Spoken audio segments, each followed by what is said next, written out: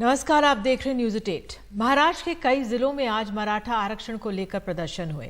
जालना से मुंबई तक, औरंगाबाद, हिंगोली, सतारा, नांदेड़, संभाजीनगर, बारामती जिले में मराठा क्रांति मोर्चा ने बंद बुलाया।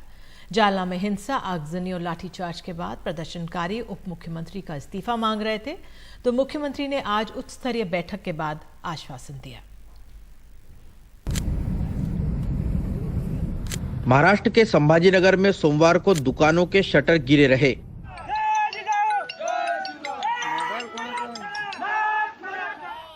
नांदेड़, बारामती, सातारा जिले में भी मराठा क्रांति मोर्चा के कार्यकर्ताओं ने रास्ते पर उतरकर जालना में मराठा आंदोलन पर हुए लाठीचार्ज का विरोध जताया।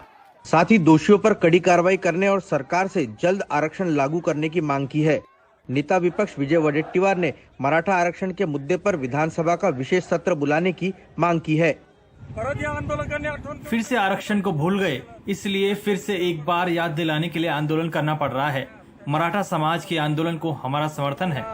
मराठा आरक्षणाला पाठिंबा है। हमारी स्पष्ट रूप से मांग है, ये सरकार कर सकती है। दोनों जगह सरकार बहुमत से, अगर सरकार ने कल चाहा तो 12-13% आरक्षण दोनों सदन में, स्टेट और सेंट्रल के, तुरंत मंजूर करके यह आरक्षण लागू हो सकता है। अदरवाइज ये समाज को गुमराह करने का काम सत्ताधारी करे नहीं, और गुमराह करके कुछ ये हासिल नहीं होने वाला है। जालना में हुई घटना के विरोध में महाराष्ट्र के तमाम शहरों में बंद का ऐलान मराठा क्रांति मोर्चा की तरफ से किया गया था। इस बंद को समर्थन देने के लिए महाराष्ट्र के कई प्रमुख विपक्षी पार्टियां भी शामिल हुए थे और उन्होंने सरकार के खिलाफ घोषणाबाजी भी की। दूसरी तरफ मुंबई में सीएम एकनाथ शिंदे ने उच्च स्तरीय बैठक बुलाकर आरक्षण का रास्ता निकालने के सवाल पर विचार किया। इस मुद्दे पर राजनीतिक आरोप प्रत्यारोप भी चले। सीएम ने याद दिलाया कि 2018 में फडणवीस सरकार ने ही मराठा समाज को आरक्षण देने का काम किया था, लेकिन 2019 में आई उद्धव ठाकरे सरकार ने मराठा आरक्षण के मुद्दे पर अनदेखी की, जिसकी वजह से सुप्रीम कोर्ट में मराठा आरक्षण पर रोक लगी। जब देवेंद्र फडणवीस जी ने आरक्षण दिया था, वो आरक्षण हाई कोर्ट ने भी वैलिड किया था। जब ये मुख्यमंत्री बन गए जो अब इस्तीफा मांग रहे, एक्चुअली हकीकत में उनकी जिम्मेदारी थी, उनकी वो नाकाम हो गए, उनका फेल्यूर है, तो उनको नैतिकता के दृष्टि से देवेंद्र जी का इस्तीफा मांगने का अधिकार नहीं है। 2018 लोकसभा चुनाव से पहले भी महाराष्ट्र की सियासत में मराठा आरक्षण का मुद्दा गरमाया हुआ था और मौजूदा वक्त में भी ये मुद्दा महाराष्ट्र सरकार की गले की फांस बन गया है। सरकार ने अगर इस पर जल्दी समाधान नहीं निकाला तो इसका सियासी नुकसान भी उठाना पड़ सकता है। कैमरामैन संजय मंडल के साथ रौनक कुकड़े, एनडीटीवी इंडिया के लिए। अनुच्छेद 370 पर सुनवाई खत्म होने से एक दिन पहले सुप्रीम कोर्ट ने एक बड़ी कसौटी तय कर दी। मुख्य याचिकाकर्ता और नेशनल कॉन्फ्रेंस के सांसद मोहम्मद अकबर लोन से हलफनामा मांग लिया कि वे देश की संप्रभुता पर भरोसा करते हैं और जम्मू कश्मीर को भारत का अभिन्न अंग मानते हैं। अनुच्छेद 370 पर 15वें दिन की सुनवाई में नया मोड़ आ गया, जब पाकिस्तान समर्थित नारेबाजी पर बड़ा सवाल उठाते हुए संविधान पीठ ने मुख्य याचिकाकर्ता और नेशनल कॉन्फ्रेंस के सांसद मोहम्मद अकबर लोन से हलफनामा मांग लिया। सुप्रीम कोर्ट ने कहा कि लोन मंगलवार तक ये हलफनामा दें कि वे भारत की संप्रभुता में विश्वास रखते हैं, भारत के संविधान का सम्मान करते हैं और जम्मू कश्मीर को भारत का अभिन्न अंग मानते हैं। नेशनल कॉन्फ्रेंस के नेताओं ने इसे केंद्र की राजनीति करार दिया है। वो पहले तो ये बताए ना कि 2018 में स्पीकर उनका था, उन्होंने इसमें क्या कार्रवाई की। वहीं अनुच्छेद 370 को निरस्त करने के पक्ष में खड़े याचिकाकर्ताओं ने लोन की दलीलों को ना शामिल करने की मांग की। हमने अर्जी डाली थी कि इस कोर्ट के संज्ञान में ये लाया जाए और हमें उम्मीद थी कि यह कोर्ट इसका संज्ञान लेकर उनकी जो उनके सबमिशंस हैं वो खारिज कर देंगे। 370 की उनकी पेटिशन के जो सबमिशंस हैं उनको कंसिडर नहीं किया जाएगा। उच्चतम न्यायालय ने हमारी तर्क से या हमारे विश्वास से कहीं ना कहीं एग्री नहीं करा है, मगर हम उनका ऑर्डर है उसका स्वागत करते हैं। वहीं केंद्र ने भी सुप्रीम कोर्ट से मांग की कि सांसद लोन से हलफनामा मांगा जाए। Let him say he does not support secessionism and terrorism. No citizen of this country can have any objection in filing that appeal. याचिकाकर्ताओं की ओर से पेश वरिष्ठ वकील कपिल सिब्बल ने जवाबी बहस शुरू की और केंद्र की दलीलों का विरोध किया। कहा, केंद्र के पास अनुच्छेद 370 को निरस्त करने की कोई शक्ति नहीं है। निरस्तीकरण का फैसला राजनीतिक था और इसका संविधान से कोई लेना देना नहीं है। Because this was, as I said, this is a political decision. It has nothing to do with the Constitution. मंगलवार को 16वें दिन की बहस के साथ ही सुप्रीम कोर्ट में सुनवाई पूरी हो जाएगी। अनुच्छेद 370 को लेकर कानूनी लड़ाई लगभग खत्म हो चुकी है और सभी को अब इंतजार सांसद मोहम्मद अकबर लोन के हलफनामे का है। जाहिर है इसके कानूनी से ज्यादा राजनीतिक मायने हैं। नई दिल्ली से आशीष भार्गव, एनडीटीवी इंडिया।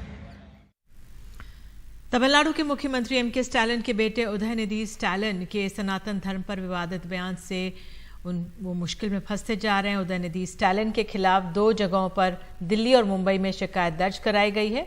बीजेपी ने डीएमके और कांग्रेस पर निशाना साधा है। हालांकि बाद में उदयनिधि स्टालिन ने सफाई देते हुए कहा है कि उन लोगों को मिटाने की बात कभी नहीं की जो सनातन धर्म को मानते हैं।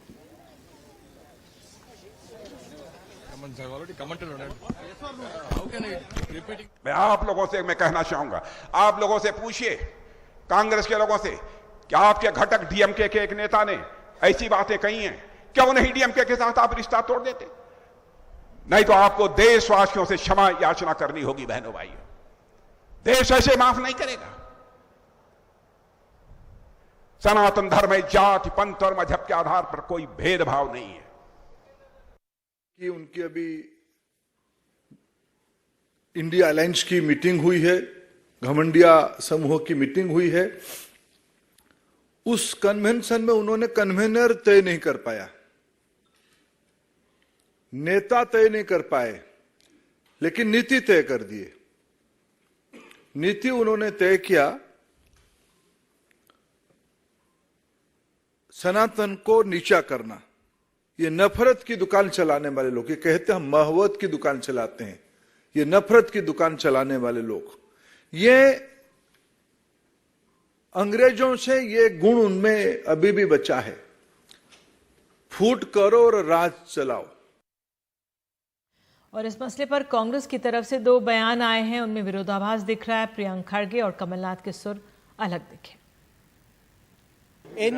Any religion that does not promote equality, any religion that does not ensure that you have the dignity of being a human being is not a religion according to me.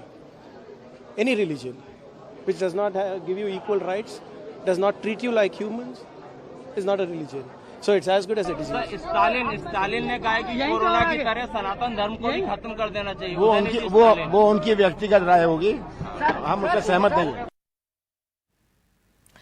और दिल्ली के मुख्यमंत्री अरविंद केजरीवाल ने 1 नेशन 1 इलेक्शन को लेकर केंद्र सरकार पर निशाना साधा है। अरविंद केजरीवाल ने कहा कि 5 साल में चुनाव हुए तो सिलेंडर 5,000 रुपए का हो जाएगा। उन्होंने कहा कि 1 नेशन 20 इलेक्शंस होने चाहिए। बार बार चुनाव से सरकार पर दबाव बना रहेगा। तो मोदी जी को बड़ी तकलीफ हो रही है, हर छठे महीने जनता में जाके उनसे कुछ कहना पड़ता है, तो वो कह रहे 5 साल में एक बार। भाई साहब, अगर 5 साल में एक बार कर दिया तो 5 साल बाद सिलेंडर 5,000 रुपए का मिलेगा। ये सोचिए, 5,000 का सिलेंडर मिलेगा और मोदी जी 5 साल बाद आके कहेंगे 200 रुपए माफ कर दिए तुम्हारे। ये जो 250 रुपए किलो टमाटर हो रहा है ना, 1,500 रुपए किलो टमाटर मिलेगा अगर 1 नेशन 1 इलेक्शन कर दिया। कभी मत करना। मेरी तो मांग है 1 नेशन 20 इलेक्शन होने चाहिए।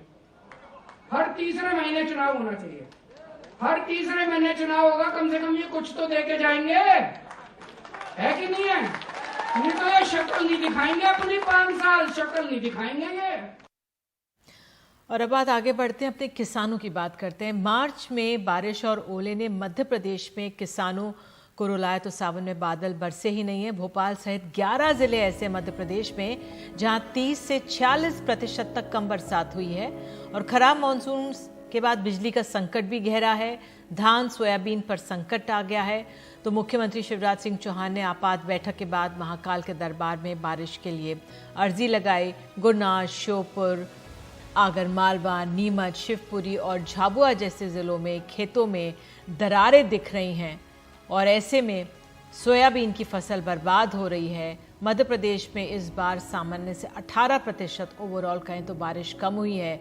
53 जिलों में 47 में कम हुई है बारिश। 11 जिलों में 30 से 40% कम बारिश हुई है। अनूपपुर में सामान्य से 2% कम बारिश हुई है। बहरहाल ये तस्वीरें दिखा रहे थे आपको और उसके बाद हम आपको तस्वीरें दिखा रहे हैं महाराष्ट्र की। महाराष्ट्र में भी किसान परेशान हैं। जिस तरह से कम बारिश हुई है, आपको बता दें महाराष्ट्र के कई इलाकों में बारिश नहीं हुई तो इससे किसान हताश हैं। पानी नहीं होने का असर ये है कि फसल पर उसका असर पड़ा और अहमदनगर के एक किसान ने तो अपने सोयाबीन की फसल को खुद ही बर्बाद कर दिया। जून महीने में इन्होंने सोयाबीन की फसल लगाई थी, तब भी बारिश सही नहीं हुई और असर ये हुआ कि उनकी जो फसल है खुद ट्रैक्टर चलाकर इनको खराब इन्होंने कर दिया। 2 महिने पीक झाल्यानंतर आता एक अर्ध फुल आलं, पाऊस नसल्यामुळे ते फुलगळ होऊन गेली तिला। 2 महीने में 2 बार बारिश न होने से फसल बर्बाद हो गई। करीब 1 महीने से बारिश नहीं है। 1.5 लाख खर्च करने के बावजूद कुछ नहीं मिला। निर्णय घेतला, पाणीच नाही। जवळजवळ आता 30 दिवस झालेत पाऊस नाही इकडे।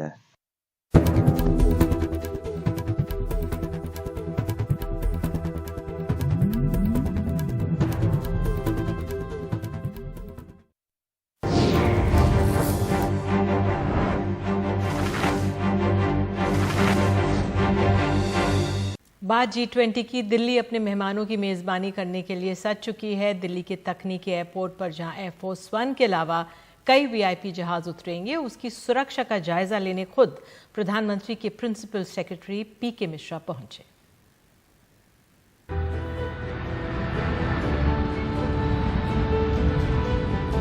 एयरफोर्स 1 वो विमान जिसमें अमेरिकी राष्ट्रपति सफर करते हैं। इसके अलावा करीब 70 VVIP जहाज पालम तकनीकी हवाई अड्डे पर गुरुवार से उतरने शुरू होंगे। इंडियन एयरफोर्स ने इसको देखते हुए खास इंतजाम किए हैं। साथ ही कंटिजेंसी प्लान के तहत 4 और हवाई अड्डे तैयार किए गए हैं। 7 सितंबर से भारतीय वायुसेना के लड़ाकू विमान दिल्ली के आसमान में UAV या ड्रोन सहित किसी भी संदिग्ध गतिविधि पर कड़ी नजर रखेंगे। लखनऊ, जयपुर, इंदौर और अमृतसर में भी आकस्मिक व्यवस्था की गई है। डायल के मुताबिक सभी VVIP जहाजों को पार्क करने के लिए एयरपोर्ट पर खास इंतजाम किए गए हैं। भारत सरकार ने 20 बुलेट प्रूफ लिमोजिन्स किराए पर ली हैं ताकि सुरक्षा के लिहाज से कोई चूक ना हो। G20 जैसे मेगा इवेंट के लिए जो सिक्योरिटी के डायमेंशन से बहुत ज़्यादा होते हैं और इस मल्टी डायमेंशनल सिक्योरिटी को हमने बहुत ही व्यापक तरीके से प्लान किया है और प्लान के साथ साथ उसमें capacity building, repeated rehearsals, repeated briefings, debriefings के माध्यम से हमने ये इंश्योर किया है कि जो हमारा प्लान है वो ग्राउंड पे भी उसी तरीके से रेप्लिकेट हो। इसमें न केवल जो है VIP सुरक्षा बल्कि एंटी टेरर मेजर्स और इसके साथ साथ जनता को कम से कम असुविधा हो उसका भी ध्यान रखा गया। इस सब के बीच कई एयरलाइंस ने करीब 200 अपनी उड़ानें कैंसिल कर दी हैं। नई दिल्ली से नीता शर्मा, NDTV इंडिया के लिए। और जाते जाते आपको बता दें, आपका भरोसेमंद समाचार ग्रुप NDTV अब मध्य प्रदेश, छत्तीसगढ़ के बाद राजस्थान में भी लेकर आ रहा है नया चैनल NDTV राजस्थान। राजस्थान से जुड़ी तमाम छोटी बड़ी खबरों पर होगी हमारी नज़र। युवाओं पर होगा खास फोकस। NDTV के अनुभवी रिपोर्टर्स विस्तार से देंगे सबकी खबर।